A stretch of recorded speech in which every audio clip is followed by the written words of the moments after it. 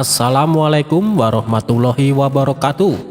Apa kabar sahabat Al-Fatah yang dimuliakan Allah? Semoga kita dalam keadaan sehat, dilimpahkan rezekinya dan diberikan keberkahan dunia dan akhirat.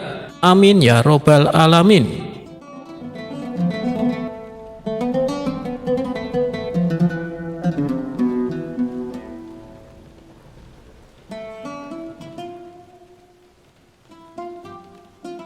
Di pinggiran kota, ada sebuah jembatan tua yang sangat angker.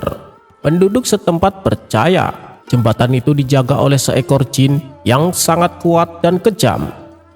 Setiap kali ada orang yang berani melintas di malam hari, jin itu akan muncul dan menantang mereka.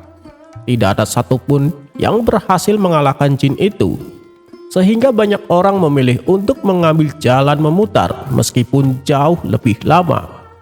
Suatu malam, Abu Nawas mendapat kabar bahwa istrinya jatuh sakit di rumah kerabatnya yang berada di seberang jembatan angker tersebut.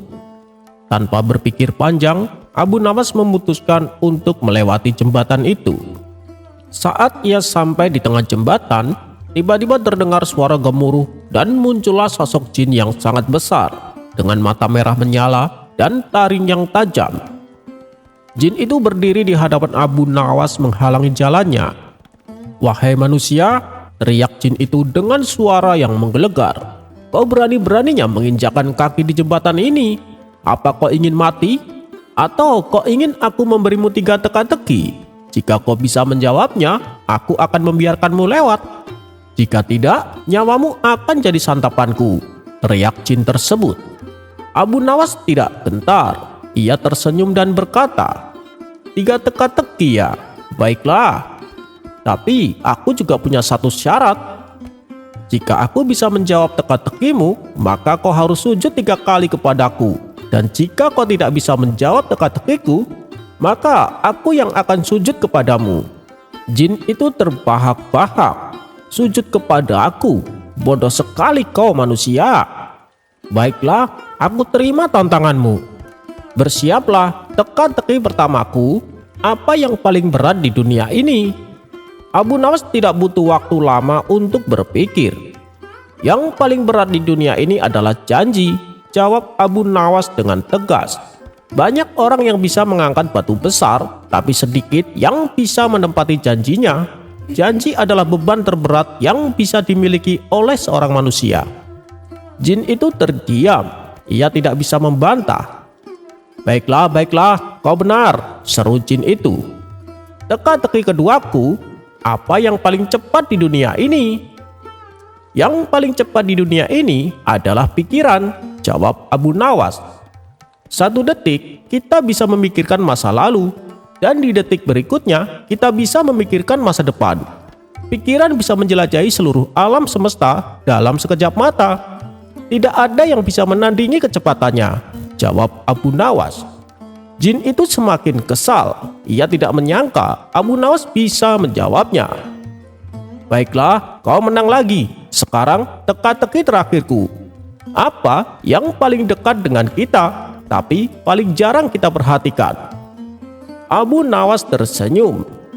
"Yang paling dekat dengan kita, tapi paling jarang kita perhatikan adalah kematian," jawabnya. "Kematian selalu berada di samping kita, kapanpun ia bisa datang. Tapi kita selalu sibuk dengan kehidupan, hingga lupa bahwa kematian itu ada, menunggu untuk menjemput kita." Jin itu terkejut. 3 teka-tekinya berhasil dijawab dengan sempurna. Jin itu merasa sangat malu dan tidak bisa berkata-kata. "Kau menang wahai manusia. Aku akui kau sangat cerdas. Sekarang kau boleh lewat," kata jin tersebut. "Tunggu dulu," seru Abu Nawas. "Kau lupa dengan janjimu. Kau harus sujud 3 kali kepada aku," jawab Abu Nawas. Jin itu mendengus, tetapi karena ia adalah jin yang jujur, ia pun sujud di hadapan Abu Nawas. Setelah jin itu selesai sujud, giliran Abu Nawas yang memberikan teka-teki. "Sekarang teka-tekiku, bisakah kau mengambil sehelai rambut dari kepalaku tanpa membuatku merasa sakit?" ucap Abu Nawas. Jin itu tertawa. "Hahaha, itu mudah sekali. Kemudian ia mendekati kepala Abu Nawas, mencoba mengambil rambutnya. Tapi setiap kali ia mencoba, Abu Nawas berteriak kesakitan. Jin itu kebingungan. "Bagaimana bisa? Aku tidak menyentuhmu," seru jin itu. "Tentu saja," kata Abu Nawas, "karena teka-tekiku adalah tentang iman. Jika kau memiliki iman yang kuat, bahkan sehelai rambut pun tidak akan membuatmu merasa sakit. Tapi karena kau tidak memiliki iman, setiap sentuhan dari hamba akan membuatmu merasa tidak nyaman, merasa sakit. Begitulah rasanya ketika kita tidak memiliki iman. Kita akan selalu merasa sakit, tidak peduli seberapa kecil masalah yang kita hadapi." Jin itu terkejut. Ia menyadari kebodohannya. Ia tidak tahu apa-apa tentang iman. Ia merasa sangat malu dan ia pun sujud di hadapan Abu Nawas sekali lagi. Setelah itu, ia pun menghilang dari jembatan itu. Dan jembatan itu tidak lagi angker. Dan Abu Nawas berhasil melewati jembatan itu dan menjenguk istrinya.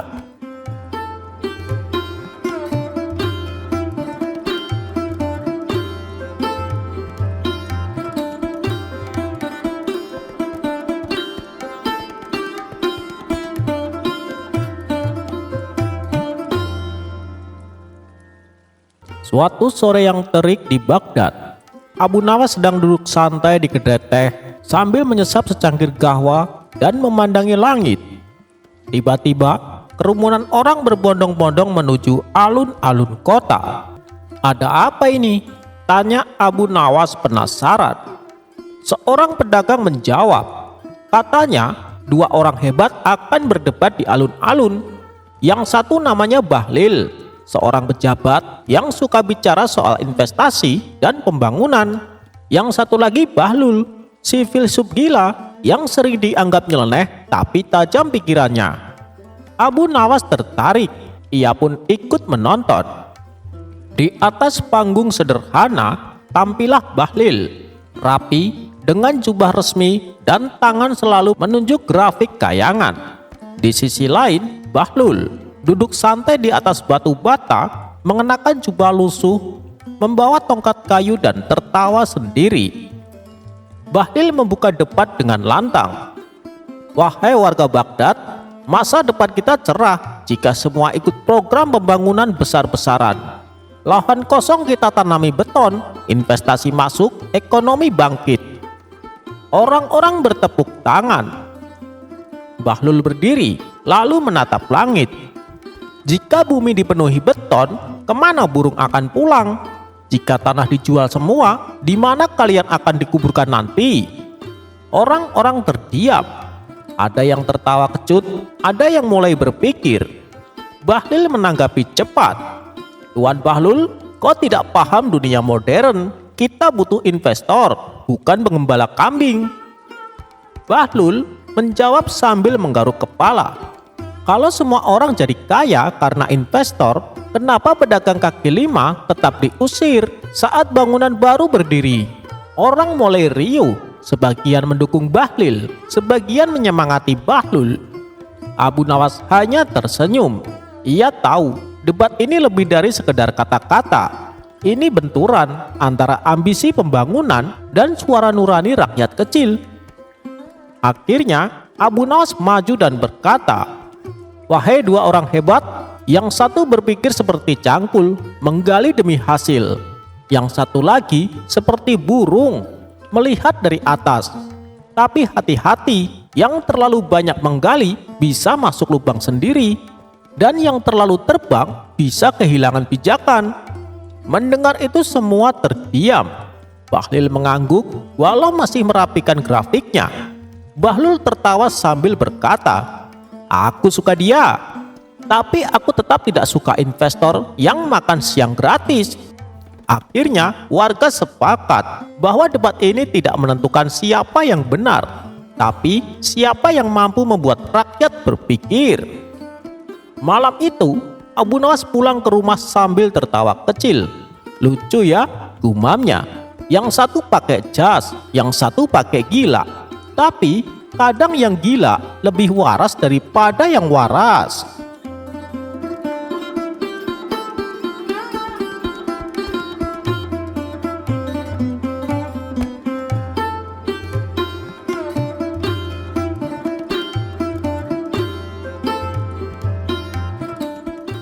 Di sebuah pertemuan para cendekiawan dan ulama, seorang ahli ilmu yang terkenal sangat cerdas dan taat sedang menjelaskan panjang lebar tentang konsep hidup dan mati menurut kitab-kitab suci dan filosofi kuno. Ia berbicara dengan fasih tentang bagaimana manusia dilahirkan, menjalani kehidupan, dan akhirnya menghadapi kematian sebagai bagian dari takdir ilahi. Setelah penjelasan selesai, seperti biasa, ada sesi tanya jawab. Abu Nawas yang hadir di majelis itu mengangkat tangannya dengan senyum khasnya yang sedikit nakal.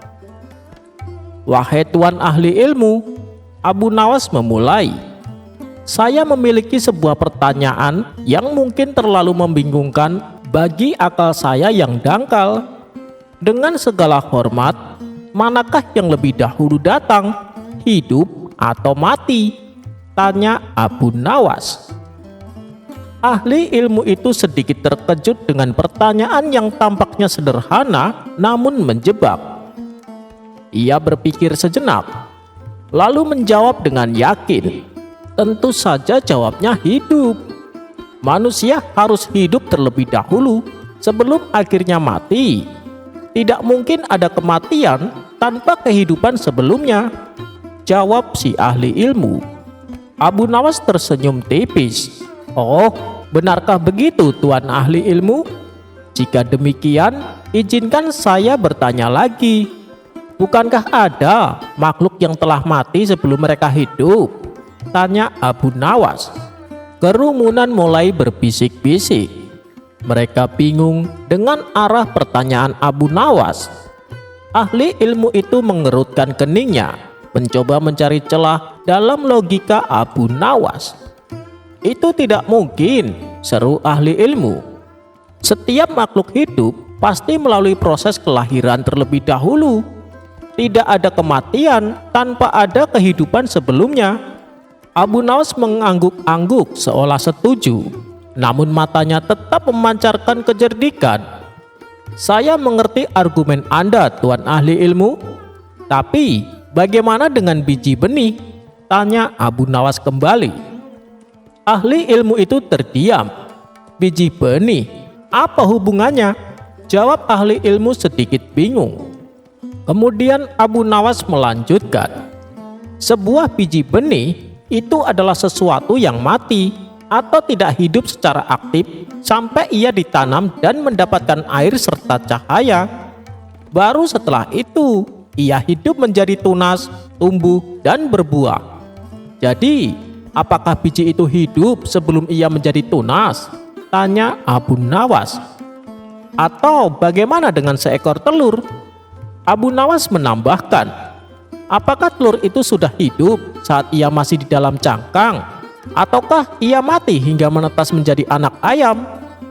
Bukankah ia harus mati dari bentuk telurnya agar bisa hidup sebagai anak ayam?" ujar Abu Nawas. Majelis menjadi riuh. Para hadirin mulai saling pandang, menyadari bahwa Abu Nawas telah menyajikan sebuah paradok yang sulit dibantah. Ahli ilmu itu terdiam 1000 bahasa. Wajahnya menunjukkan kebingungan yang mendalam. Ia tak menyangka akan terjebak dalam jebakan logika Abu Nawas yang sederhana namun mendalam. Jadi, tuan ahli ilmu, kadang-kadang untuk bisa hidup dalam wujud baru, sesuatu harus mati dari wujud sebelumnya. Begitu pula dalam banyak aspek kehidupan. Sebuah perubahan besar seringkali diawali dengan kematian dari kondisi sebelumnya, ujar Abu Nawas menyimpulkan dengan tenang. Akhirnya, ahli ilmu itu menghela napas, mengakui kekalahannya. Ia tersenyum tipis kepada Abu Nawas. "Sungguh engkau selalu berhasil membuka pikiran kami dengan caramu yang unik, wahai Abu Nawas. Debat ini menunjukkan bahwa hidup dan mati dalam pengertian yang lebih luas bisa jadi tidak selalu berurutan seperti yang kita bayangkan." Dan sekali lagi, Abu Nawas berhasil membuat semua orang berpikir lebih dalam tentang konsep-konsep yang mereka anggap sudah sangat mereka pahami.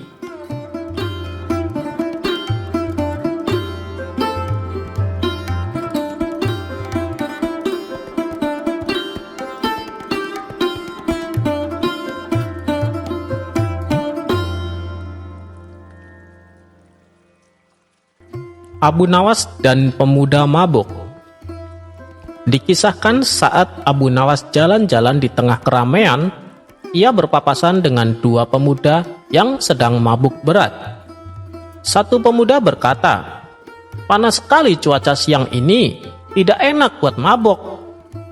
Temannya yang mendengar itu langsung tertawa. "Ini malam kawan, bukan siang. Sepertinya kamu sudah mabuk berat sampai tidak bisa membedakan mana siang mana malam."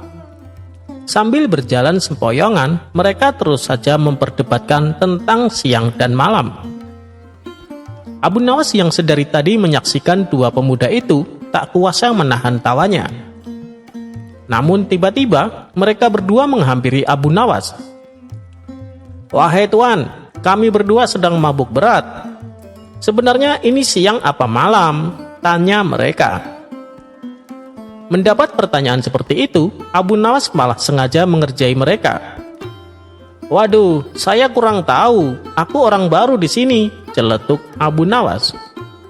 Mendengar jawaban Abu Nawas, kedua pemuda tersebut kemudian meninggalkan Abu Nawas dan meneruskan debatnya. Adapun Abu Nawas kembali tertawa terbahak-bahak.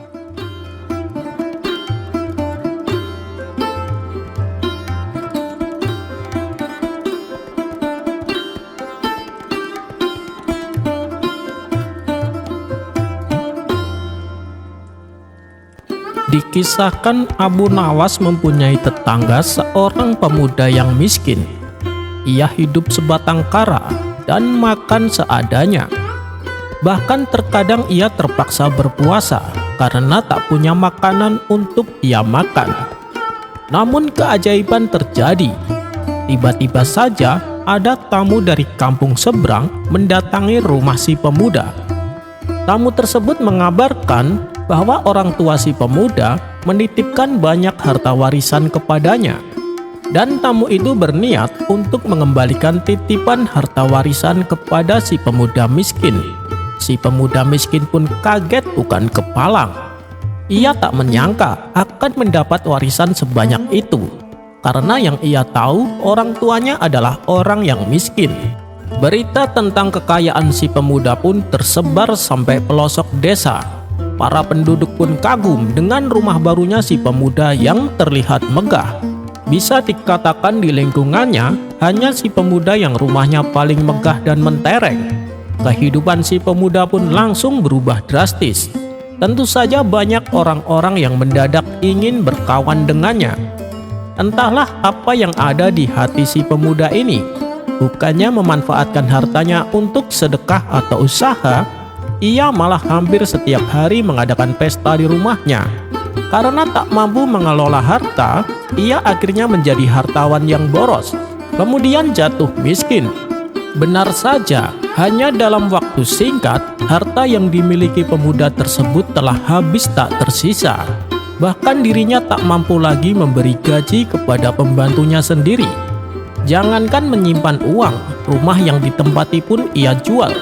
Pemuda tersebut benar-benar menjadi miskin dan hidup sebatang kara tanpa seorang pun yang mendampinginya. Kawan-kawannya yang dulu setia menemani, kini mereka satu persatu meninggalkannya. Si pemuda mendadak stres dengan keadaan ini. Ia merasa tak mampu menghadapi kehidupannya yang seperti dulu saat ia miskin. Pemuda tersebut lantas berniat menemui Abu Nawas untuk meminta nasihatnya. Keesokan paginya, ia pun pergi ke rumah Abu Nawas. "Tuan Abu Nawas, keadaan saya saat ini sangat terpuruk," kata si pemuda membuka percakapan. "Apa yang membuatmu demikian?" tanya Abu Nawas. "Dulu waktu saya kaya raya, banyak orang-orang ingin menjadi kawan saya. Tapi setelah hartaku habis, satu persatu mereka meninggalkanku. Saya betul-betul tertekan dengan keadaan ini. Berilah nasihat untukku, wahai Tuan Abu Nawas," pinta si pemuda. Dengan entengnya Abu Nawas berkata, "Jangan khawatir, segalanya pasti akan kembali normal. Tunggu saja. Beberapa hari ini kau akan kembali tenang dan bahagia," tutur Abu Nawas. "Jadi saya akan segera kembali kaya, Tuan Abu Nawas?" tanya pemuda itu girang. "Bukan begitu maksudku. Kau salah tafsir. Maksudku, dalam waktu yang tidak terlalu lama, kau akan terbiasa menjadi orang yang miskin dan tidak mempunyai teman, jelas Abu Nawas. Kemudian Abu Nawas menasehati bahwa apa yang diterima pemuda tersebut adalah akibat dari apa yang dilakukannya sendiri. Pesan dari nasihat ini, ketika kita diberi harta yang berlimpah, akan lebih baik bila kita manfaatkan untuk bersedekah dan membangun usaha. Sudah manusiawi jika kita banyak harta, maka banyak orang-orang yang mau berkawan dengan kita. Tapi ketika kita jatuh miskin, jangankan jadi kawan kita, bertandang ke rumahnya pun mereka seolah enggan. Jadi saat kita mempunyai banyak harta, bijak-bijaklah dalam mengelola harta. Jangan terbujuk rayuan untuk selalu berbuat hura-hura.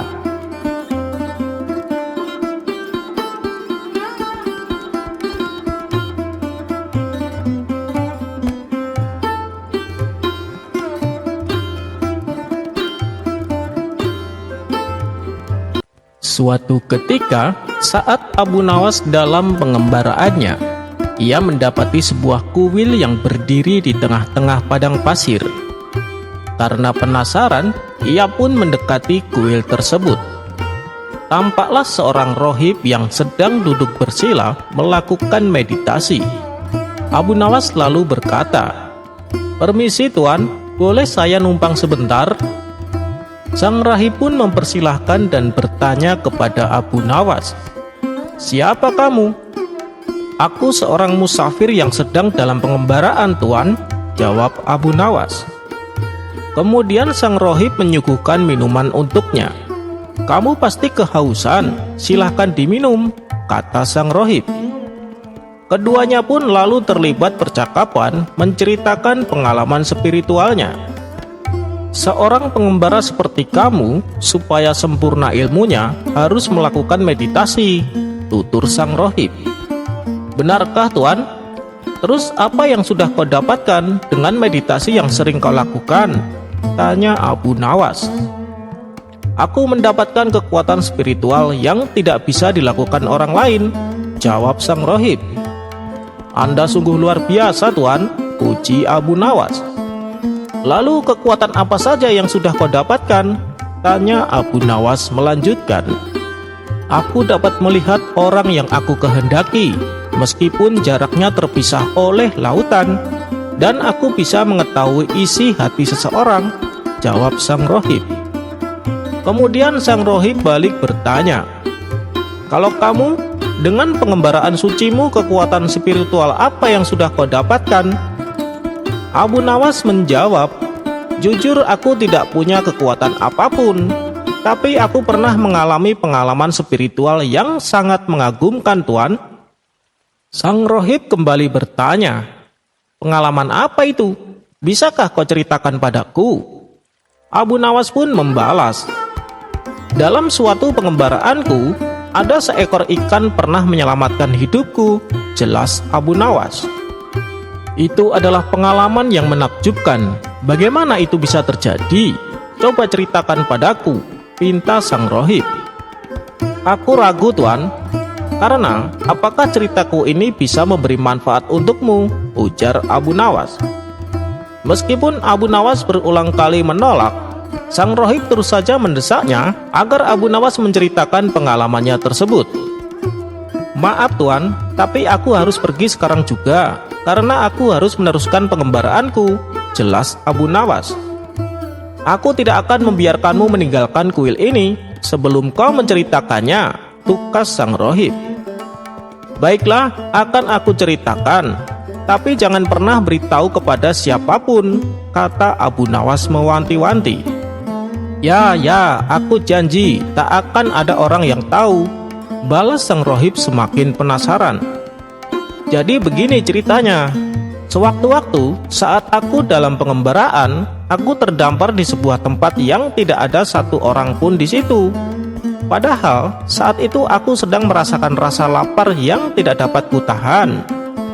Lalu ketika aku menyusuri tepian pantai, aku mendapatkan ada seekor ikan yang lumayan besar. Aku pun segera memakannya dan menjadikannya sebagai bekal selama 3 hari ke depan," kata Abu Nawas sambil tersenyum. Mendengar hal itu, sang rohi pun spontan menjadi emosi dan segera mengusir Abu Nawas.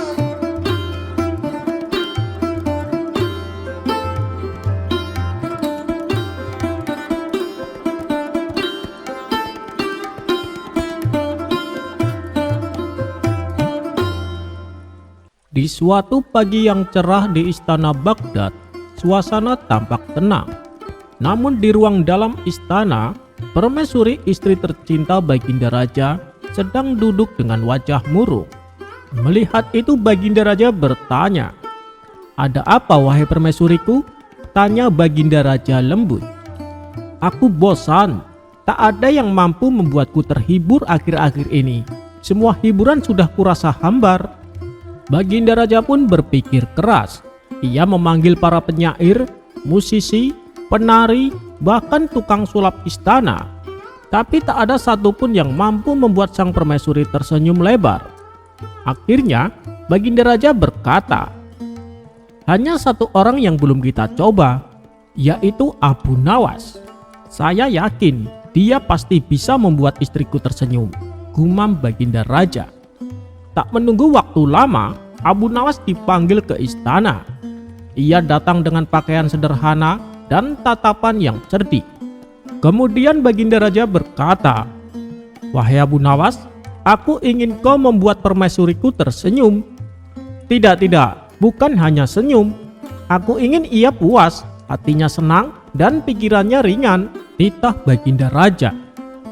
Abu Nawas mengangguk, lalu membungkuk sopan di hadapan sang permaisuri. "Ampun Paduka, apakah Paduka punya permintaan khusus?" tanya Abu Nawas. Sang permaisuri menatap Abu Nawas lalu berkata, "Baiklah, jika kau benar-benar cerdas, buat aku puas dengan sesuatu yang tidak bisa dimiliki siapapun, tidak bisa dibeli, tidak bisa disentuh, tapi bisa dirasakan dan dibawa pulang oleh semua orang hanya dengan tertawa." Abu Nawas terdiam, senyum tipis muncul di wajahnya. "Yang mulia, besok pagi izinkan aku menemuimu di taman istana, tanpa musik, tanpa hadiah emas, hanya dengan kata-kata," kata Abu Nawas.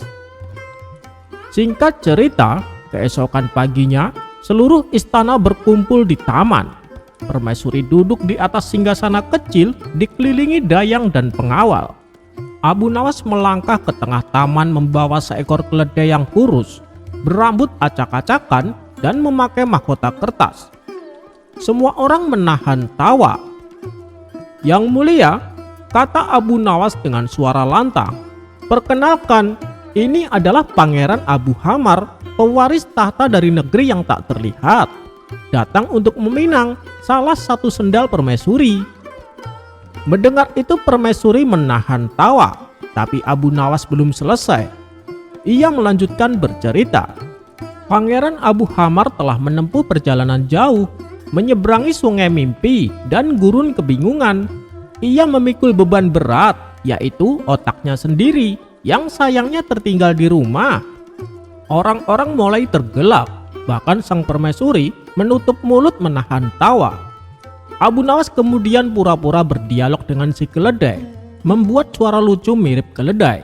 "Maaf tuanku, aku ingin menikahi sandal kanan permaisuri, karena sandal kiri permaisuri terlalu sering menginjak genangan air." Sang permaisuri akhirnya tertawa keras, sampai air matanya keluar. Suasana taman penuh canda. Lalu Abu Nawas berlutut dan berkata, "Yang mulia, aku telah memberimu apa yang tidak bisa dibeli, yaitu tawa yang tulus. Itu adalah hadiah paling jujur dari seorang rakyat kepada ratunya." Permaisuri tersenyum puas. "Abu Nawas, kau benar-benar pemberi karunia tak kasat mata," katanya. Baginda Raja pun tertawa bangga.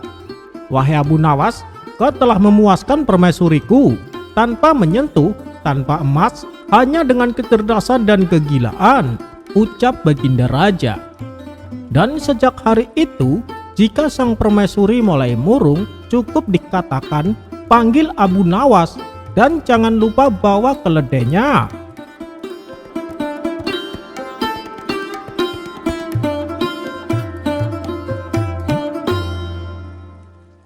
Di suatu pagi yang cerah, Abu Nawas mengawali aktivitasnya dengan minum secangkir teh hangat buatan istri tercinta. Setelah waktu beranjak siang, Abu Nawas memutuskan pergi ke warung tempat biasa ia nongkrong bersama teman-temannya. Sesampainya di sana, ternyata teman-temannya sudah menunggu kedatangan dirinya. Ia pun langsung duduk membaur bersama mereka. "Hei Abu Nawas, sudah dengar kabar terbaru belum?" kata salah satu temannya. "Kabar apa itu?" tanya Abu Nawas penasaran. "Katanya hakim di kota kita sekarang sudah diganti yang baru," jawabnya. "Loh, memangnya hakim yang lama kenapa?" tanya Abu Nawas kembali. "Hakim yang lama dipecat, katanya karena ketahuan korupsi," balasnya. "Oh, hakim yang baru juga nanti sama seperti itu," timpal Abu Nawas. "Maksudnya gimana Abu Nawas? Hakim yang baru juga suka korupsi?" tanya mereka kembali. "Begini, bukankah hobi pejabat menumpuk harta kekayaan? Bisa jadi hakim yang baru juga gemar mengoleksi emas dan berlian," ujar Abu Nawas. Beberapa hari kemudian, ucapan Abu Nawas ini beredar di masyarakat, hingga sampailah ke telinga hakim yang baru. Mendengar itu, sang hakim menjadi geram.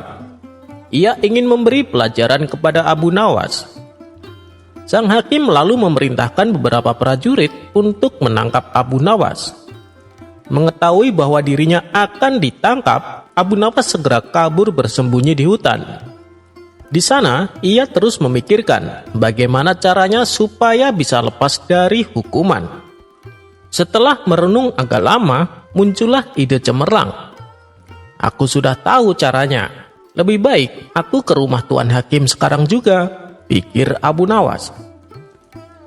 Dengan wajah ceria, Abu Nawas berangkat menuju rumah Tuan Hakim yang baru. Setibanya di sana, sang hakim kaget dengan kedatangan Abu Nawas, seolah ia menunjukkan sikap kesetiaan dan kepatuhan. "Beberapa hari ini prajuritku mencarimu, Abu Nawas, tapi tidak pernah ketemu. Dan tiba-tiba sekarang kamu datang ke rumahku," kata sang hakim terlihat emosi.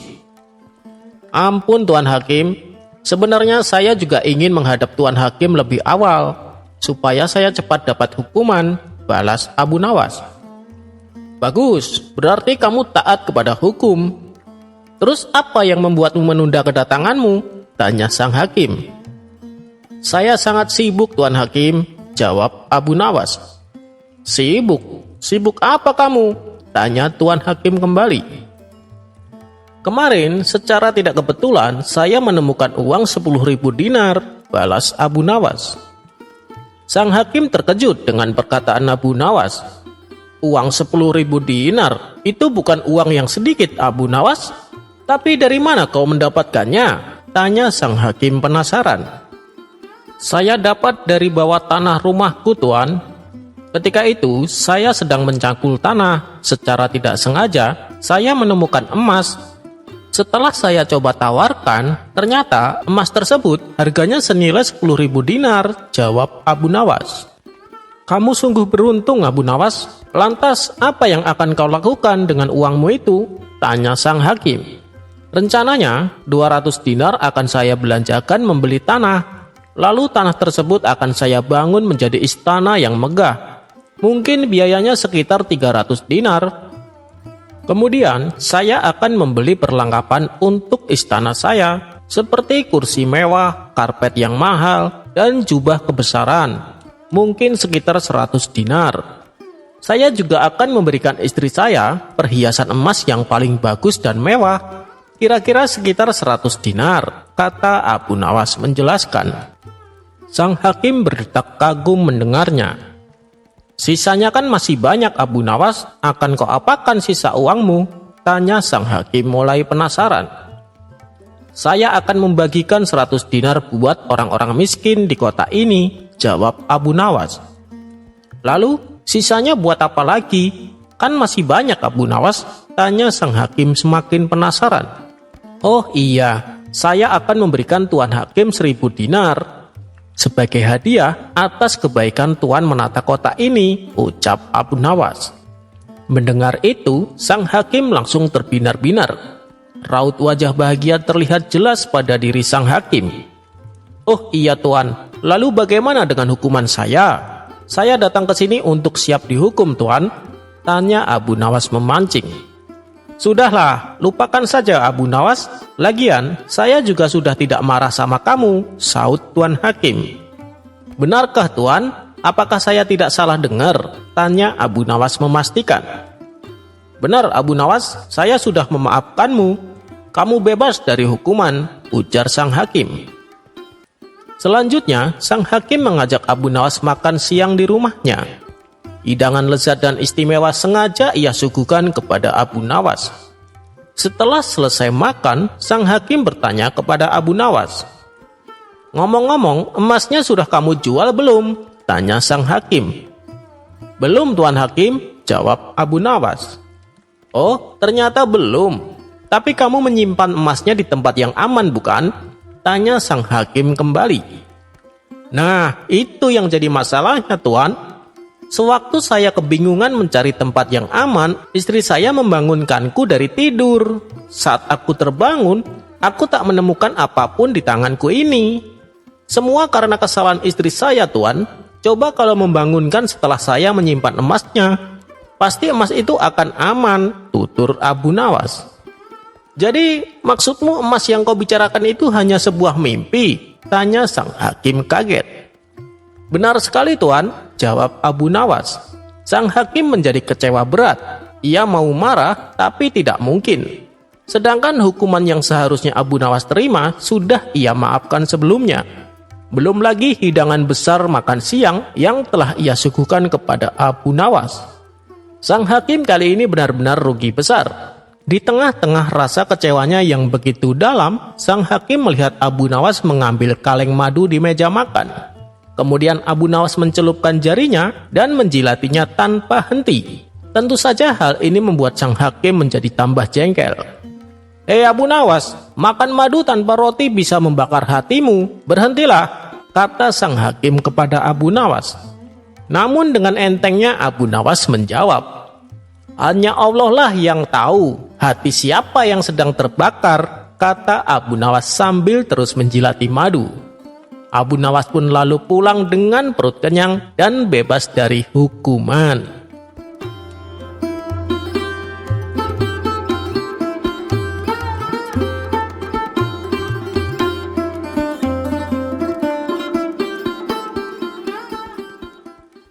Dikisahkan, suatu ketika Abu Nawas dan sahabatnya ini melancong ke negeri seberang.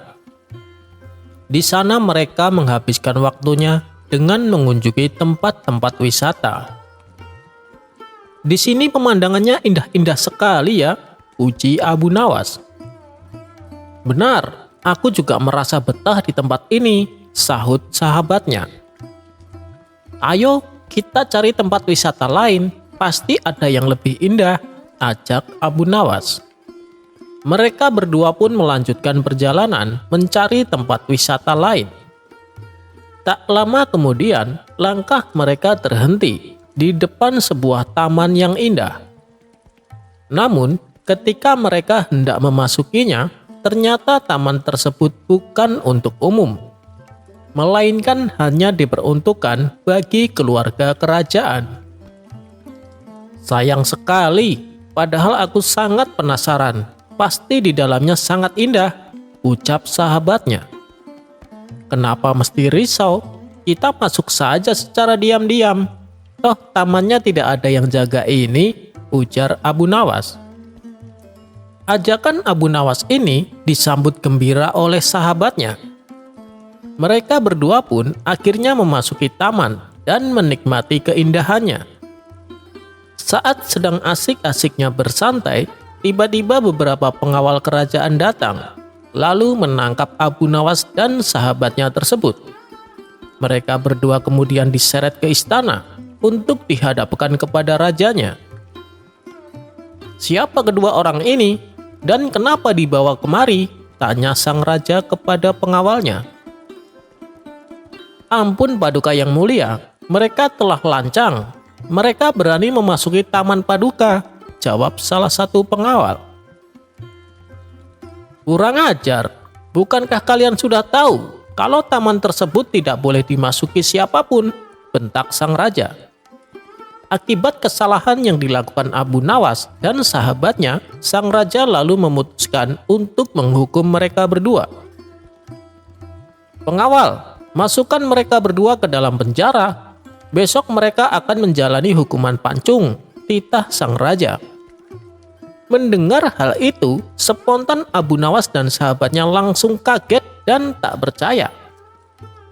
Tunggu Paduka, hanya karena kesalahan sepele, Tuan menjatuhi kami hukuman mati, tanya Abu Nawas keberatan. Ini sebagai pelajaran agar tidak ada orang lain yang berani lagi memasuki tamanku, balas sang raja. Sejenak Abu Nawas pun terdiam. Ia memutar otaknya supaya bisa lepas dari hukuman sang raja. Ampun Paduka, saya dengar Paduka suka sekali dengan kuda. Kalau saya bisa membuat keajaiban pada kuda Paduka, apakah Paduka akan membebaskan kami? Tanya Abu Nawas. Ya, benar. Saya suka sekali dengan kuda, jawab sang raja. Lalu, keajaiban apa yang akan kau tunjukkan terhadap kuda saya? Tanya sang raja. Begini Paduka, saya akan mengajari kuda Paduka supaya bisa bernyanyi, jawab Abu Nawas. Kamu bisa mengajari kudaku bernyanyi? Apa saya tidak salah dengar? Tanya sang raja penasaran. Benar Paduka, tapi saya butuh waktu, tidak bisa dalam semalam saja, jelas Abu Nawas. Mendengar perkataan Abu Nawas, sang raja pun sepakat. Baiklah, aku akan menunda hukumanmu selama 1 tahun. Ajari kudaku bernyanyi. Jika berhasil, kalian kubebaskan. Tapi jika gagal, kalian langsung akan dihukum mati, ancam sang raja. Terima kasih banyak Paduka yang mulia, sahut Abu Nawas kegirangan. Abu Nawas dan sahabatnya lalu diperbolehkan meninggalkan istana. Setelah keluar dari istana, sahabatnya ini berkata kepada Abu Nawas, "Sungguh mengagumkan, aku tidak pernah tahu kalau ada orang yang bisa mengajari kuda menyanyi." Abu Nawas pun menjawab, "Kamu benar, tentu tidak ada yang bisa." Mendengar itu, seketika sahabatnya langsung tercengang. "Kalau begitu, kenapa kamu bilang ke raja kalau kamu bisa mengajari kuda menyanyi?" Tanya sahabatnya penuh rasa khawatir. "Yang penting kita dapat tambahan waktu untuk hidup. Apa kamu tidak memperhatikan sang raja? Umurnya sudah sangat tua, tapi dia sangat suka sekali berperang. Hampir sebulan sekali dia ikut berperang.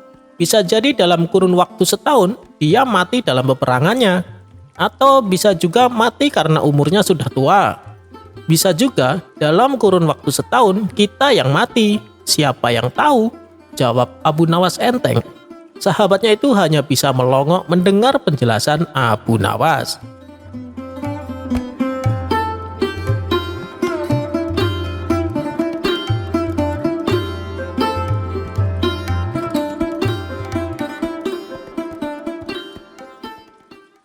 Abu Nawas dan lelaki super pelit. Alkisah, ada seorang laki-laki yang sangat pelit. Ia selalu memikirkan cara terbaik agar tidak terlihat memiliki banyak harta, sehingga orang-orang di sekitarnya tak akan meminta apapun darinya meskipun sedikit. Hingga pada suatu hari ia berkeliling ke desa-desa tetangga. Di pemberhentian terakhir, dia menemukan desa yang semua penduduknya suka menolong dan dermawan. Lalu laki-laki pelit ini berpura-pura menjadi orang yang sangat miskin. Tujuannya agar para penduduk desa iba kepadanya. Tanpa menaruh curiga, warga pun memberikan santunan banyak sekali, mulai dari makanan, uang, hingga baju. Kesempatan ini lalu ia manfaatkan untuk menimbun harta dan kekayaan. "Kalau begini caranya, aku bisa kaya tanpa harus bekerja," pikir si laki-laki pelit itu kegirangan. Akhirnya laki-laki pelit ini memutuskan menjadi pengemis. Setiap hari yang ia lakukan mendatangi rumah-rumah warga untuk meminta-minta. Dikarenakan baju yang dia pakai compang-camping, tentu membuat para warga simpati dan kasihan. Hasil yang ia dapatkan dari mengemis cukup fantastis. Tapi akibat seringnya berbohong untuk mendapatkan bantuan, akhirnya kedok si laki-laki pelit itu ketahuan oleh salah satu penduduk desa. Kala itu, ada seorang warga yang tidak sengaja melewati rumah laki-laki pelit ini. Dia terlihat memakai baju yang indah, masuk ke dalam rumah sambil membawa harta hasil dari mengemis. Tak lama kemudian, si laki-laki kembali keluar berganti mengenakan pakaian compang-camping.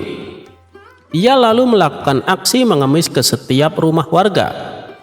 Ia tidak menyadari bahwa aksinya kali ini sedang dipantau salah satu warga desa.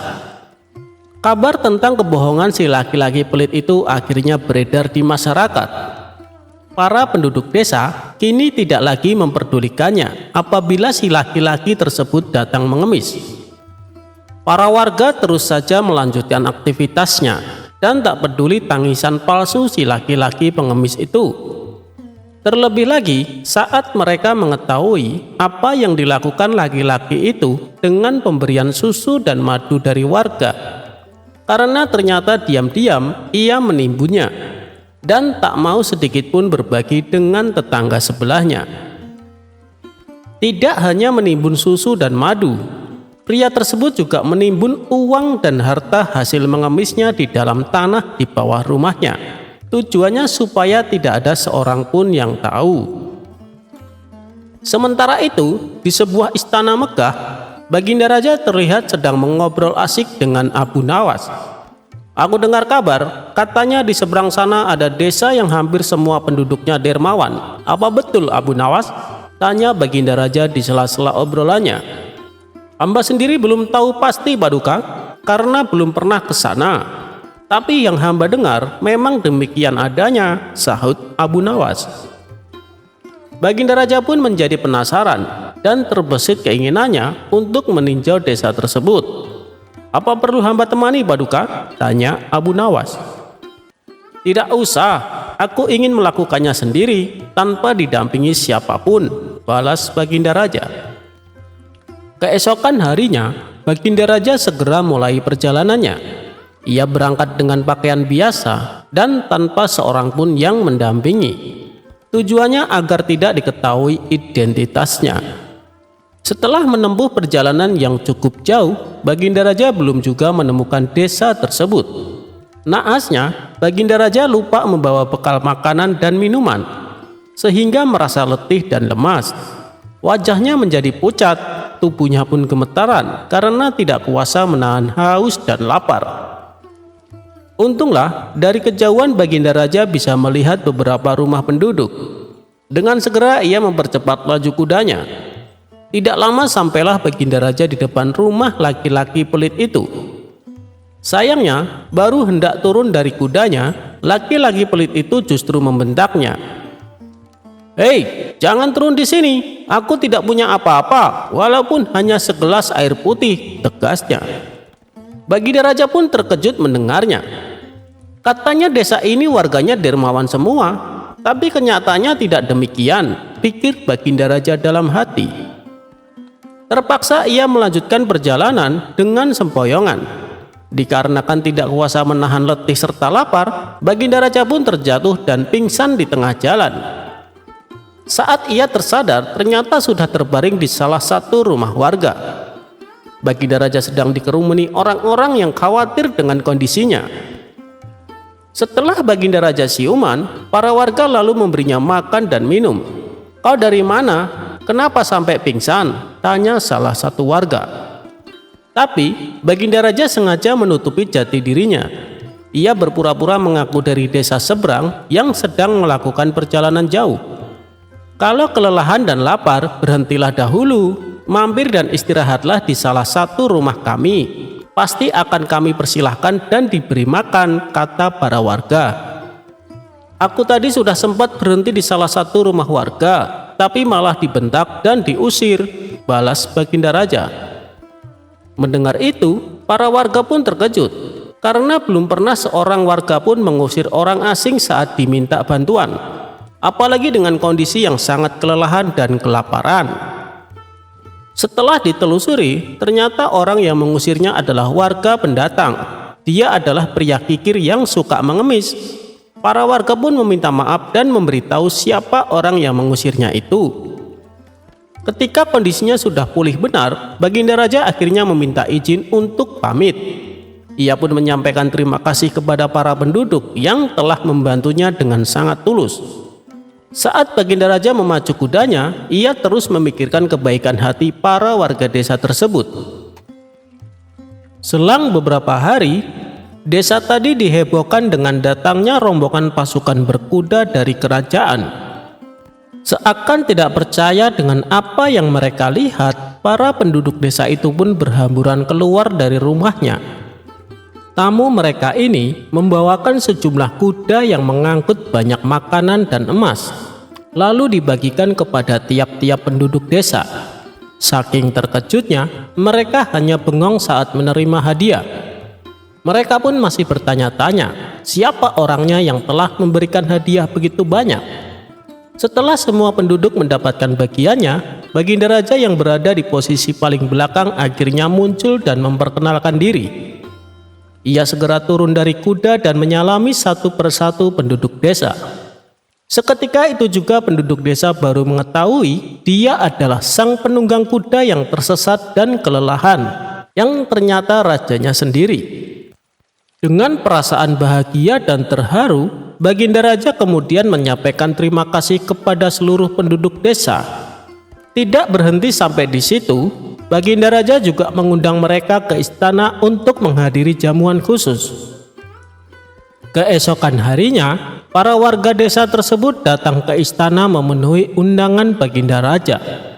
Saat perjamuan berlangsung, Baginda Raja memanjatkan syukur tidak terkira karena masih ada banyak orang dermawan di wilayah yang dipimpin. Mendengar kebahagiaan Baginda Raja, warga desa yang baik hati itu pun turut bahagia. Tapi tiba-tiba di tengah-tengah acara, Baginda Raja dikejutkan suara tangisan seseorang yang merengek minta masuk ke istana. Dikarenakan penasaran, Baginda Raja meminta pengawalnya untuk mempersilahkan orang tersebut masuk dan menyampaikan keluhannya. Ternyata yang menghadap Baginda Raja adalah laki-laki pelit yang menolak membantunya beberapa waktu lalu. Di hadapan Baginda Raja ia menangis terseduh-seduh. "Kenapa Paduka tidak menuju rumah hamba saja? Kenapa Paduka tidak menjadi tamu hamba saja? Andai saja Paduka menjadi tamu hamba, maka hamba juga akan turut diundang dan ikut memperoleh bongkahan emas." Si laki-laki kikir ini masih belum juga menyadari bahwa orang yang dibentak dan diusirnya tempo hari adalah Baginda Raja sendiri. Mendengar perkataan si laki-laki pelit, semua orang pun tertawa serta memintanya segera pulang. Sementara Baginda Raja dan Abu Nawas hanya bisa menggeleng-gelengkan kepala dan terheran-heran. Bagaimana bisa seorang yang pelit hidup di tengah-tengah orang-orang yang dermawan?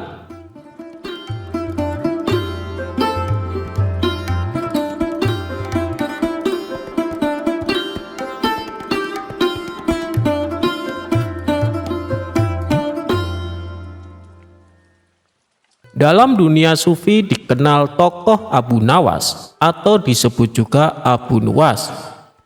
Tokoh yang satu ini dikenal dengan kecerdasan dan kecerdikannya dalam memecahkan segala masalah. Tak jarang sejumlah orang sering terpedaya dengan pola pikir Abu Nawas. Salah satunya adalah Baginda Raja. Salah satu cerita yang masyhur adalah Baginda Raja menantang Abu Nawas dalam suatu perlombaan. Ajang lomba itu adalah tenda siapa yang paling ramai dan paling banyak dikunjungi oleh pengunjung, maka dialah yang menang. Tidak dijelaskan alasan Baginda Raja mengapa menantang Abu Nawas untuk lomba tersebut.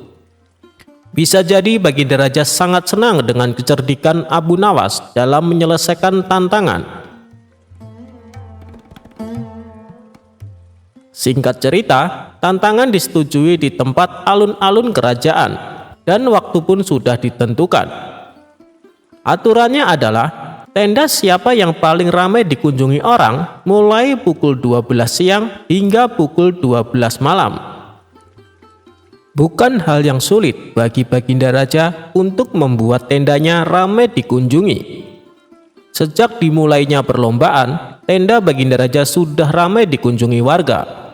Bagaimana tidak, selain tendanya besar, di dalam tenda juga disediakan hiburan serta aneka makanan dan minuman. Siapapun yang datang ke tenda tersebut sudah pasti terhibur dan konsumsi tercukupi. Berbeda dengan tenda milik Abu Nawas. Selain tendanya kecil, tidak sebesar milik Baginda Raja, di tempat itu juga tidak ada hiburan apalagi makanan. Namun, Abu Nawas terlihat tenang sembari duduk-duduk di dalam tenda tersebut. Menurutnya, waktu perlombaan masih panjang. Tenang saja, waktu masih panjang, gumam Abu Nawas sembari melihat keramaian di tenda milik Baginda Raja. Sejumlah warga yang datang ke tenda Baginda Raja sudah mengira bahwa Abu Nawas akan kalah dalam perlombaan ini. Terlebih lagi, semakin malam jumlah warga yang mendatangi tenda Baginda Raja semakin banyak dan semakin banyak. Abu Nawas masih terlihat duduk-duduk santai dan tenang. Nyaris tidak ada upaya apapun agar tendanya ramai dikunjungi warga. Hingga sekitar jam 12 malam kurang 5 menit, Abu Nawas mulai beraksi. Tenda miliknya tiba-tiba terbakar. Api yang membakar tenda tersebut menjulang ke angkasa. Kontan saja warga yang hadir di tenda milik Baginda Raja pun berteriak, "Tenda Abu Nawas terbakar! Tenda Abu Nawas terbakar!" teriak warga. Warga yang penasaran semburat keluar dari tenda Baginda Raja. Ada yang penasaran dan datang melihat hingga ada yang membawa air untuk memadamkan api. Tak ketinggalan, Baginda Raja pun ikut mendatangi tenda Abu Nawas. Nah, pas pukul 12 malam, semua orang yang ada di tenda Baginda Raja berpindah ke lokasi kebakaran. Tak ketinggalan, Baginda Raja pun datang ke lokasi. Nah, saya yang menang kan yang mulia? Lihat, semua orang termasuk Anda pun datang ke tenda saya tepat pukul 12 malam. Ujar Abu Nawas sembari tersenyum penuh kemenangan. Rupanya kebakaran itu disengaja oleh Abu Nawas untuk menarik perhatian orang-orang yang ada di tenda Baginda Raja. Termasuk Baginda Raja juga terkecoh untuk datang ke tenda Abu Nawas. Lagi-lagi Abu Nawas berhasil mengalahkan tantangan dari Baginda Raja. Baginda Raja pun hanya bisa geleng-geleng sembari mengakui kecerdikan Abu Nawas.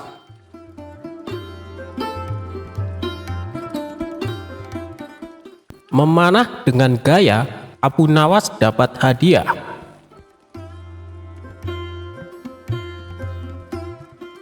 Baginda Raja tak henti-hentinya mengerjai Abu Nawas, namun ia selalu lolos dari perangkapnya. Yang ada, malah Baginda Raja sendiri yang menanggung kekalahan. Kalaupun beradu otak, pasti Abu Nawas yang akan menang. Dan Raja tahu betul kecerdasan dan kecerdikan Abu Nawas. Namun Raja tak mau menyerah. Ia kembali hendak menguji kecerdikan dan kecerdasan Abu Nawas. Kali ini, Baginda Raja mempunyai ide untuk mengalahkan Abu Nawas, yaitu dengan mengajaknya lomba memanah. Karena lomba tersebut yang dibutuhkan adalah keahlian, bukan kecerdasan otak. Maka dipanggillah Abu Nawas ke istana. Singkat cerita, datanglah Abu Nawas menghadap Baginda Raja. "Ada gerangan apa Paduka memanggil hamba?" tanya Abu Nawas. Jadi begini. Aku akan menantangmu untuk lomba memanah Abu Nawas. Apa kamu berani? Tanya Baginda Raja. Tapi Paduka, saya kan tidak pandai memanah, jawab Abu Nawas. Jangan khawatir Abu Nawas, kalau kamu berhasil, kamu akan mendapatkan hadiah yang besar, rayu Baginda Raja. Mendengar iming-iming hadiah besar, membuat Abu Nawas tergiur. Baik Paduka, saya ikut, saut Abu Nawas. Nah, begitu dong. Tapi lomba ini ada peraturannya Abu Nawas. Kamu hanya boleh memanah 1 kali dan harus tepat mengenai sasaran. Kalau kamu berhasil, kamu akan membawa hadiah besar. Tapi kalau kamu gagal, kamu harus pulang dengan jalan merangkak, jelas Baginda Raja. Waduh, saya masuk perangkap sang raja lagi nih. Sudah tahu kalau saya tidak pandai memanah, tapi dipaksa ikut lomba memanah, batin Abu Nawas dalam hati. Di saat Abu Nawas kebingungan, Baginda Raja berkata, "Hei Abu Nawas, kenapa kamu bingung? Ada hadiah besar menantimu. Ayo kita mulai saja permainannya," ajak Baginda Raja. Kemudian Baginda Raja dan Abu Nawas berjalan ke tengah lapangan. Giliran pertama adalah Baginda Raja. Ia mengambil busur dan anak panah. Dengan penuh perhitungan, Baginda Raja melesatkan anak panahnya. Bidikannya hampir tepat mengenai sasaran. Anak panah tersebut menancap di pinggiran sasaran. Sekarang tibalah giliran Abu Nawas. Ia pun berpikir keras agar lepas dari jebakan sang raja. Dengan hati berdebar, Abu Nawas mengambil busur dan anak panah. Otaknya terus berputar mencari cara supaya dirinya tidak dipermalukan oleh sang raja. Akhirnya, dengan memantapkan hati, Abu Nawas mulai membidik sasaran. Saat ia memanah, sudah bisa ditebak anak panah melesat jauh dari sasaran. Melihat itu Baginda Raja pun tertawa. "Kamu kalah Abu Nawas, aku yang menang," teriaknya kegirangan. Namun dengan kecerdikannya, Abu Nawas berkata, "Tunggu dulu Paduka, itu tadi saya sedang mencontohkan gaya memanah Tuan Menteri," ujarnya. Abu Nawas lalu kembali mengambil anak panah. Ia membidiknya dan mulai memanah untuk kedua kalinya. Namun anak panah masih juga meleset jauh dari sasaran. Tapi sebelum Baginda berteriak kegirangan, Abu Nawas menyela duluan. "Demikianlah gaya Tuan Wali Kota memanah," sahutnya.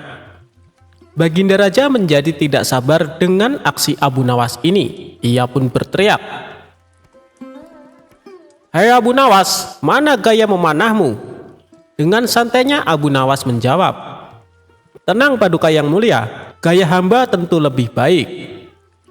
Abu Nawas lalu kembali mengambil sebuah anak panah. Ia membidik dan mulai memanah. Untuk ketiga kalinya, anak panahnya melesat makin jauh dari sasaran. Abu Nawas kembali berteriak, "Itu tadi gaya Tuan Hakim memanah." Mendengar itu, Baginda Raja semakin emosi dibuatnya. "Wahai Abu Nawas, yang aku minta gaya memanahmu, bukan gaya orang lain," bentak Baginda Raja. Abu Nawas nyaris putus asa, tapi tetap menunjukkan wajah lucunya. Ini adalah tembakannya untuk yang keempat. Abu Nawas mengambil anak panah dan mulai membidik.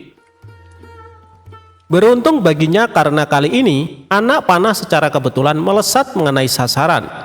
Anak panah menancap di tengah-tengah sasaran, sedangkan anak panah Baginda hanya di pinggiran saja.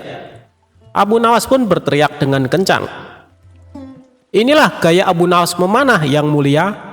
Untuk itu saya tunggu hadiah dari Paduka Raja," kata Abu Nawas kegirangan. Melihat kecerdikan Abu Nawas, sang raja pun tak henti-hentinya tertawa. "Kamu memang cerdik Abu Nawas," kata Baginda Raja sambil menyerahkan hadiahnya. Berkat kecerdikan Abu Nawas, kesempatan memanah yang seharusnya hanya 1 kali bisa menjadi 4 kali.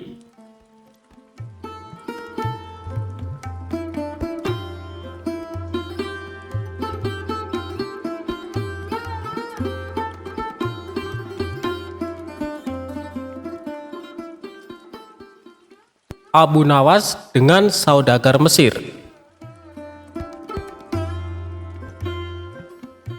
Diceritakan, suatu hari terdapat seorang saudagar dari Mesir yang datang ke kota Baghdad. Ia membawa berbagai macam barang dagangan yang tak lama seluruh dagangannya pun habis terjual. Sehingga saudagar tersebut berkemas untuk pulang ke negaranya. Namun, karena belum mendapat tumpangan kapal yang siap berlabuh, maka ia terpaksa untuk tinggal beberapa hari di Baghdad.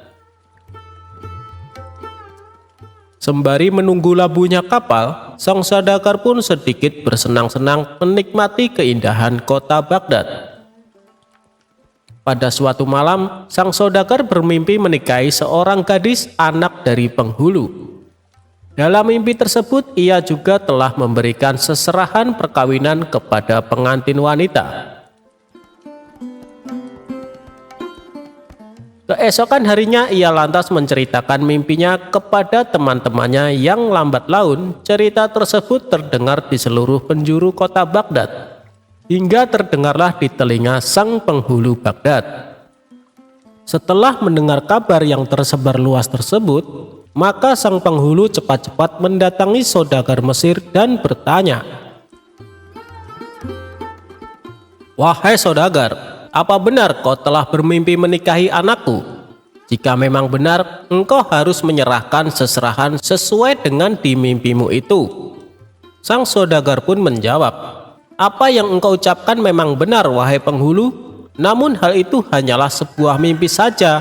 Kenyataannya saya tidak pernah menikahi putrimu."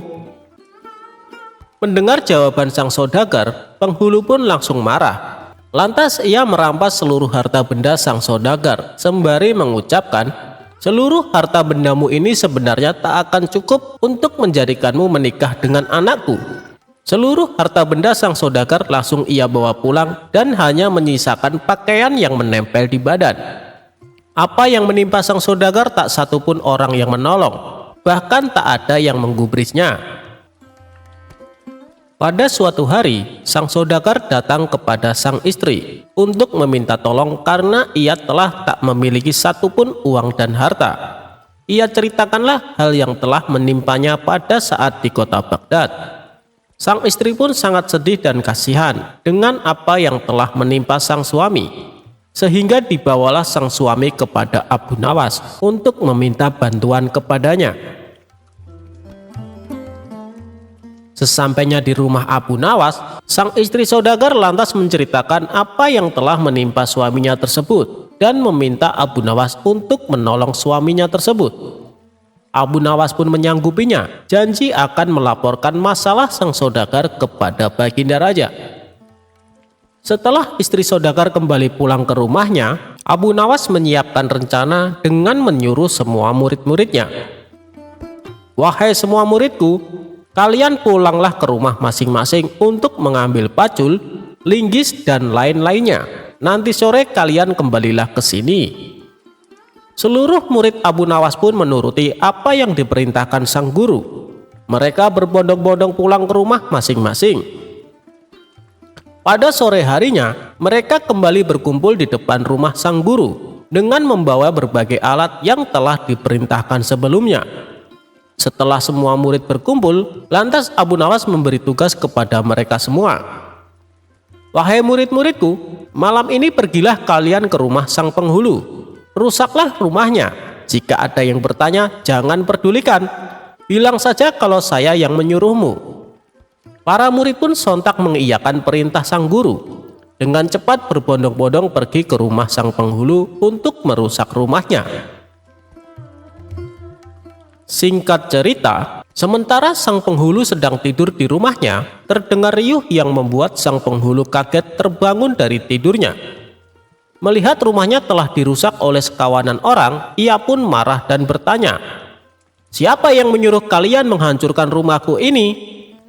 Salah satu murid Abu Nawas pun menjawab, "Yang menyuruh kita yakni tak lain adalah guru kami Abu Nawas." Mendengar jawaban dari seorang itu, sang penghulu pun menjadi marah dan akan melaporkan kasus ini kepada sang raja. Keesokan pagi harinya, sang penghulu menghadap sang raja guna meminta pertanggungjawaban dari Abu Nawas yang telah menyuruh para muridnya untuk merusak rumahnya. Abu Nawas pun dipanggillah oleh raja. Tak berselang lama, Abu Nawas pun menghadap raja bersama dengan sang saudagar Mesir. "Hai Abu Nawas, apa yang telah engkau perbuat? Berani-beraninya kau menyuruh para muridmu untuk merusak rumah sang penghulu Baghdad," ucap baginda raja. "Wahai tuanku, alasan mengapa saya telah berbuat seperti itu sesungguhnya karena perbuatan yang telah penghulu lakukan. Semalam saya perintahkan para murid hamba untuk merusak rumah penghulu. Hal tersebut hamba lakukan sebab sang penghulu telah melakukan perbuatan seperti itu juga."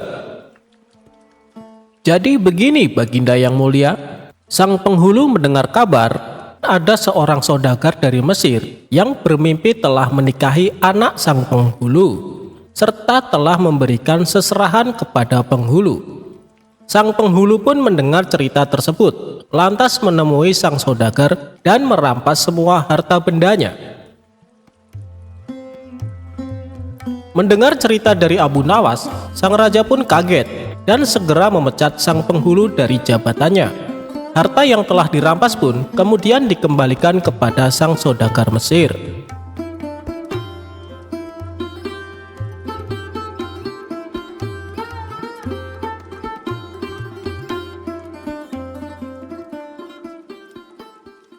Ajaran Abu Nawas cukup berserah diri, rezeki akan mendatangimu.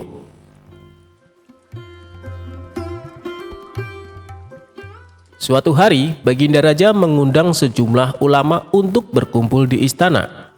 Tentu saja termasuk Abu Nawas. Raja mengundang Abu Nawas dan para ulama untuk membahas berbagai hukum Islam. Dengan begitu, raja tetap bisa menimba ilmu tanpa harus meninggalkan kediamannya. Ulama fikih menyampaikan keilmuan seputar halal haram dalam hukum agama Islam. Ulama tauhid menyampaikan keilmuannya seputar keesaan Allah Subhanahu wa Ta'ala beserta kekuasaannya yang meliputi alam semesta. Begitu juga dengan ulama lainnya. Setelah masing-masing ulama menyampaikan ilmu sesuai bidangnya, tibalah giliran Abu Nawas. Dikarenakan bingung harus menyampaikan apa, Abu Nawas pun berkata, "Ampun Paduka yang mulia, apa yang ingin Paduka dengar dari hamba? Hamba rasa para ulama ini sudah menyampaikan semuanya." "Kalau menurutmu demikian, baiklah, berarti sekarang waktunya tanya jawab," ucap baginda raja.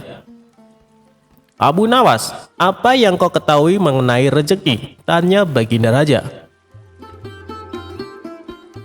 "Kita semua pasti meyakini bahwa rezeki datang dari Allah Subhanahu wa Ta'ala. Sebagaimana dalam firman-Nya, tidak ada suatu binatang melata pun di bumi melainkan Allah lah yang memberi rezekinya," jelas Abu Nawas. "Rezeki itu bisa datang dari mana saja Paduka. Kita sebagai manusia cukup bertawakal dengan benar. Niscaya rezeki akan datang kepada kita. Lakukan yang menjadi bagianmu. Selanjutnya biarlah Allah yang mengurus lainnya." Ini berdasarkan hadis Nabi yang berbunyi, "Andai kalian bertawakal kepada Allah sebenar-benar tawakal, niscaya Allah akan memberikan rezeki kepada kalian sebagaimana Dia memberikan rezeki kepada burung yang pergi dalam keadaan lapar, lalu pulang dalam keadaan kenyang," papar Abu Nawas. Ternyata pandangan Abu Nawas mengenai rezeki tidak sama dengan para ulama yang hadir. "Wahai Abu Nawas, seandainya seekor burung tidak keluar dari sangkarnya, bagaimana mungkin ia akan mendapatkan rezeki?" tanya salah satu ulama. "Untuk mendapatkan rezeki dibutuhkan usaha dan kerja keras Abu Nawas.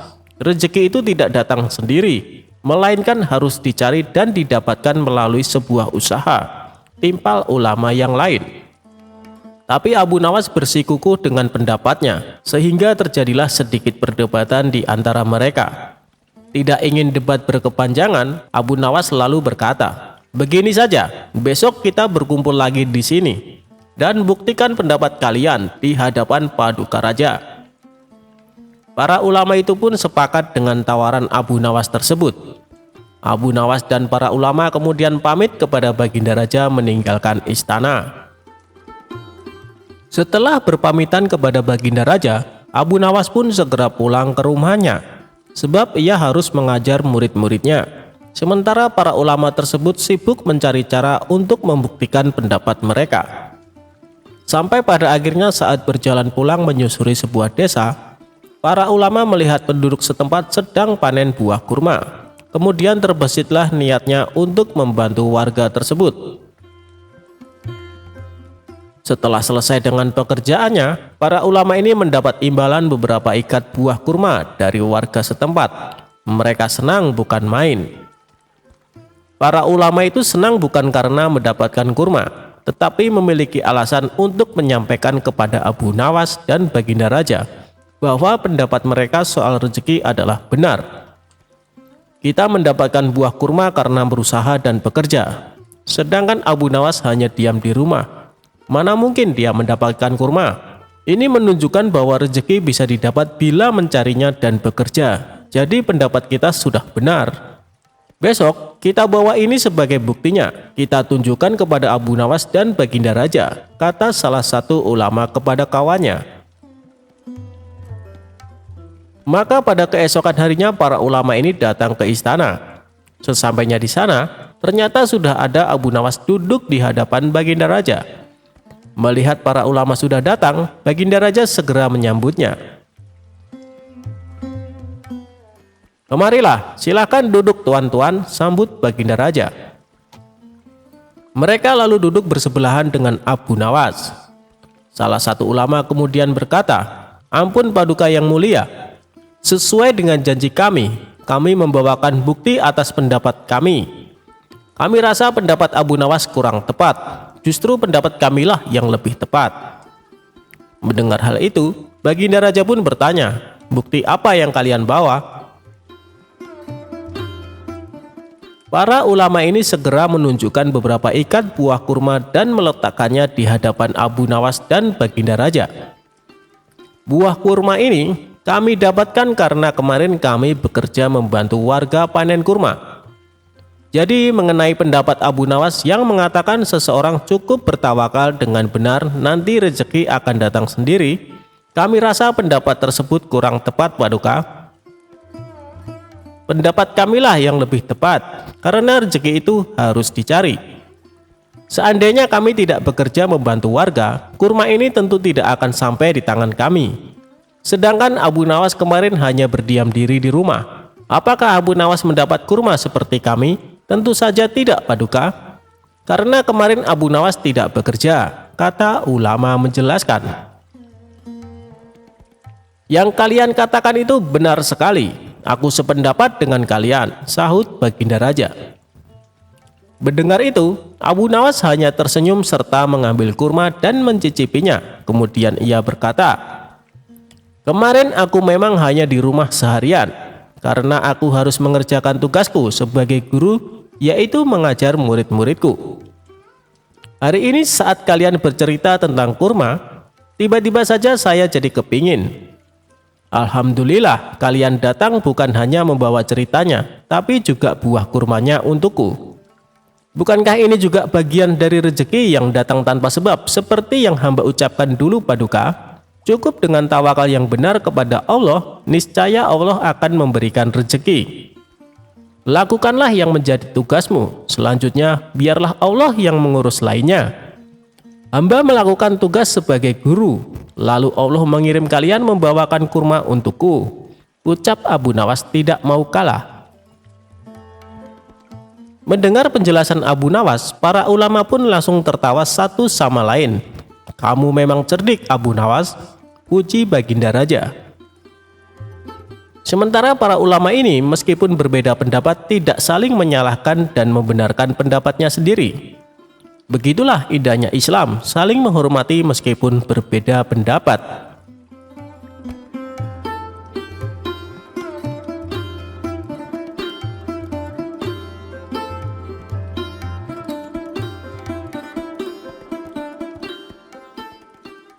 Raja dikasih bebek panggang berkaki satu oleh Abu Nawas. Suatu hari, Baginda Raja dikasih makanan lezat bebek panggang berkaki 1 dari Abu Nawas. Berawal Abu Nawas diminta istrinya mengantarkan bebek panggang itu kepada Baginda Raja. Abu Nawas agak malas, sebab dia sendiri makan tanpa lauk. "Sudahlah, supaya Baginda Raja makin sayang sama kau suamiku," ujar istri Abu Nawas. Abu Nawas pun mengalah. Dengan berat hati ia menenteng bungkusan bebek panggang yang menggoda seleranya itu. Diam-diam Abu Nawas tidak tahan juga. Biar saja ku ambil pahanya yang satu itu," pikir Abu Nawas sembari mematahkan kaki itik tersebut. Tanpa pikir panjang, Abu Nawas pun memakannya. Akhirnya, Abu Nawas sampai juga ke istana dengan membawa bebek panggang berkaki 1 menghadap Baginda Raja. Abu Nawas disambut Baginda Raja dengan ramah. Rupanya, ketika Abu Nawas datang, Baginda Raja juga sedang makan. "Apa yang kau bawa, Abu Nawas?" tanya Baginda Raja melihat Abu Nawas menenteng sesuatu. Tanpa banyak cakap, Abu Nawas menyerahkan bawaannya kepada Baginda Raja. Bebek panggang," gumam Baginda Raja tersenyum cerah. Belum lagi menikmati bebek panggang hadiah dari Abu Nawas, Baginda Raja terdiam beberapa saat mendapatinya hanya berkaki 1. "Mengapa bebek panggang ini hanya berkaki 1, Abu Nawas?" tanya Baginda Raja dengan penasaran. "Memang begitu, Baginda. Di negeri ini bebek-bebek hanya memiliki 1 kaki. Kalau Baginda Raja tidak percaya, cobalah lihat di kolam," jawab Abu Nawas santai. Mereka berdua pun berjalan menuju kolam. Di sana banyak bebek-bebek berendam sambil mengangkat sebuah kakinya, sehingga tampak hanya berkaki 1. "Lihatlah," kata Abu Nawas cengengesan. "Di sini bebek hanya berkaki 1, lanjutnya sembari jarinya menunjuk gerombolan itik di kolam. Tentu saja Baginda Raja tidak mau ditipu, maka ia pun berteriak keras. Semua bebek kaget menurunkan kaki yang dilipat dan berterbangan. Tapi Abu Nawas juga tidak kehilangan akal. "Subhanallah," katanya. "Bahkan bebek pun takut pada keinginan Baginda Raja. Barangkali kalau Baginda meneriaki Paduka, Paduka akan ketakutan dan secara refleks menggandakan kaki jadi 4 dan kemudian terbang juga." Mata Baginda Raja melotot ke arah Abu Nawas, sepertinya marah. Tapi yang terjadi justru ledakan tawa Baginda Raja. "Yuk kita makan sama-sama bebek panggang berkaki 1 itu," ajak Baginda Raja. Abu Nawas pun makan dengan lahap. "Alhamdulillah, rezeki memang enggak kemana," ujarnya sembari mengapungkan senyum di bibirnya.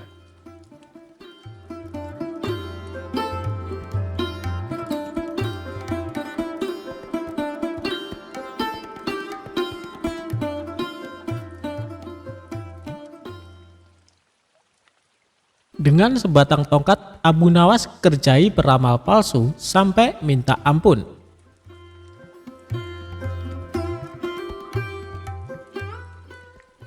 Bermula, suatu hari di kota Baghdad digemparkan kabar mengenai seorang mengaku sakti.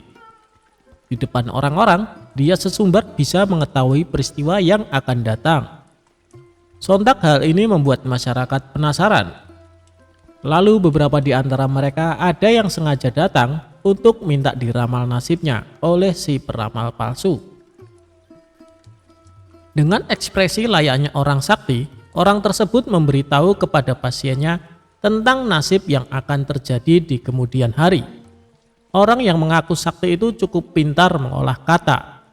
Sebab apabila ramalannya tidak sesuai kenyataan, dia beralasan karena si pasien telah melanggar aturan, sehingga nasib baiknya tidak kunjung datang. Anehnya ada saja orang percaya dengan bualan si peramal palsu. Alhasil, rumahnya kini banyak didatangi pasien yang ingin diramal masa depannya. Hal ini membuat Abu Nawas resah. Ia ingin sekali memberi pelajaran kepada si peramal palsu tersebut. Setelah berpikir lama, akhirnya sosok cerdik ini menemukan ide untuk mengerjai orang yang mengaku sakti itu.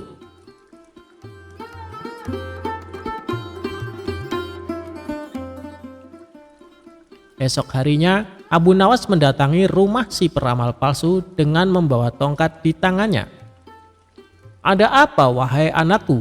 Apa yang kau keluhkan?" tanya si peramal palsu dengan nada sok berwibawa. "Aku cuma mau tanya, apa benar Anda bisa meramal masa depan?" tanya Abu Nawas. "Tepat sekali, kau datang ke tempat yang benar," jawab orang tersebut. "Oh, begitu. Selain meramal masa depan orang, apakah Anda juga bisa meramal nasib Anda sendiri di masa mendatang?" tanya Abu Nawas. "Tentu saja bisa, wahai anakku. Aku bisa tahu apa yang akan terjadi pada diriku sendiri," jawab si peramal palsu. Setelah mendengar pengakuan orang tersebut, tiba-tiba Abu Nawas memukulkan tongkatnya tepat mengenai kepala si peramal. "Aduh, kenapa kau memukulku?" tanya si peramal palsu kesakitan. "Tadi katanya Anda bisa tahu apa yang akan terjadi pada diri Anda sendiri. Seharusnya sebelum aku memukul Anda sudah menghindar. Berarti Anda pembohong," ujar Abu Nawas. "Tidak, wahai anakku, sebenarnya aku sudah tahu, bahkan sebelum kau datang ke sini," kata si peramal berpura-pura. "Tapi kenapa Anda tidak mengelak sewaktu aku pukul?" tanya Abu Nawas. "Itu aku sengaja membiarkannya," jawab peramal palsu tersebut. "Baiklah, sekarang coba tebak apa yang akan menimpamu lagi," tanya Abu Nawas sambil mengangkat tongkatnya. Si peramal buru-buru menjauh dari Abu Nawas. "Kau pasti akan memukulku lagi," jawab si peramal palsu. "Anda salah," balas Abu Nawas. Bersamaan dengan itu, Abu Nawas menghancurkan barang-barang yang digunakan sebagai sarana perdukunan di ruangan tersebut. Seketika di sana berantakan, banyak barang pecah akibat pukulan tongkat Abu Nawas. Tidak terima dengan perilaku Abu Nawas, peramal palsu itu lalu mengadukannya kepada Tuan Hakim. Singkat cerita, Abu Nawas dan si peramal palsu diundang ke pengadilan. Di depan Tuan Hakim, si peramal palsu menuntut Abu Nawas dihukum berat sebab telah memukul dirinya dan membuat onar di rumahnya. "Hei Abu Nawas, apa alasanmu sampai tega memukul dia dan kenapa kau menghancurkan barang-barangnya?" tanya Tuan Hakim. "Begini Tuan Hakim, awalnya hamba tanya ke dia apakah bisa tahu nasib yang akan terjadi pada dirinya sendiri. Dia kan ngakunya peramal dan bilang katanya tahu. Tapi saat hamba pukul pakai tongkat, dia tidak menghindar. Tuan Hakim pasti menghindarkan apabila tahu ada orang yang akan memukul. Jadi yang salah siapa? Dia yang pembohong atau hamba yang memukul?" cerita Abu Nawas. "Lalu saat hamba hancurkan barang-barangnya, ternyata dia juga tidak tahu Tuan Hakim. Kalau dia tahu, pasti sebelum hamba datang sudah mengamankan barang-barangnya ditaruh di dalam kamar. Katanya bisa meramal masa depan, sedangkan masa depan dirinya sendiri saja tidak tahu. Berarti dia pembohong," jelasnya. Ada benarnya apa yang dikatakan Abu Nawas. Kalau kau memang mengaku peramal, harusnya tahu apa yang akan terjadi kepadamu, ucap Tuan Hakim kepada si peramal palsu. Akhirnya Abu Nawas dibebaskan dari tuntutan hukum. Sementara orang yang mengaku sakti itu menjadi kapok. Dia tidak berani membuka praktek ramalannya lagi.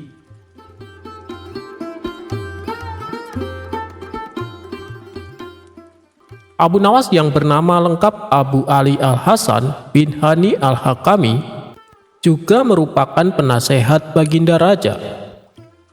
Abu Nawas merupakan sosok yang cerdas dan cerdik, sehingga ia dikenal mampu menyelesaikan segala permasalahan baik yang dialaminya atau permasalahan masyarakat Baghdad.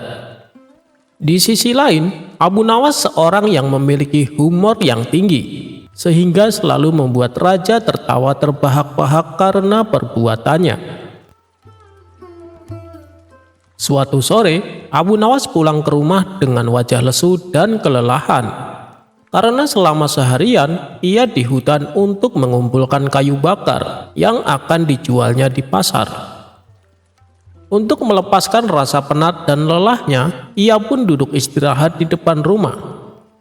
Sementara sang istri segera memberi minuman kepada Abu Nawas.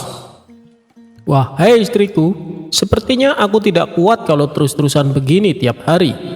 Memikul kayu dari hutan sampai pasar, sedangkan usiaku sudah beranjak tua.